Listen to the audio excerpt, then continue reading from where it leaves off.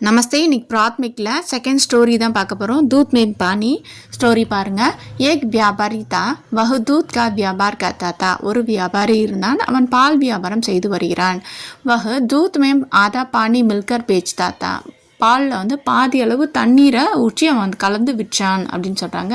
एक दिन वह एक बड़ी रकम लेकर गाय खरीदने बाजार गए ஒரு நாள் வந்து ஒரு பெரிய தொகையை எடுத்துட்டு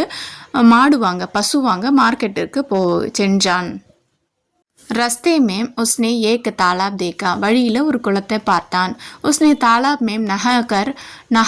नहाकर थोड़ी देर आराम करना चाहा அந்த குளத்தில் குளிச்சுட்டு ஓய்வெடுக்க நினைச்சான்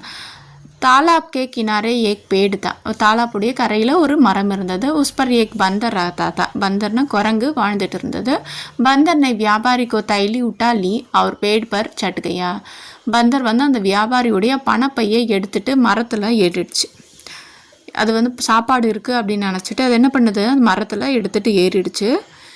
வியாபாரி டர் கயா வியாபாரி பயந்துட்டாரு பந்தர்கோ தபக்னி லகா அதை வந்து குரங்க மிரட்டுறாரு அதட்டுறாரு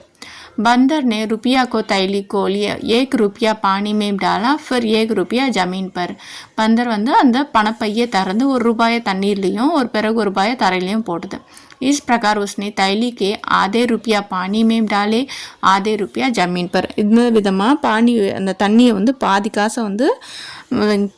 தண்ணிலையும் பாதி காசை வந்து தரையிலையும் போட்டது व्यापारी को समझ में आ गई அவருக்கு புரிய வருது बंदर ने दूध के पैसा जमीन पर பாலுடைய காசை தரையிலையும் தண்ணியுடைய காசை பானிக்கே பைசா பானி में डाला தண்ணியுடைய காசை தண்ணீர்லையும் போட்டது அப்படின்னு அவருக்கு புரிய வந்தது சீக் பாக்கி கமாயி கபி நஹி பச்சாத்தி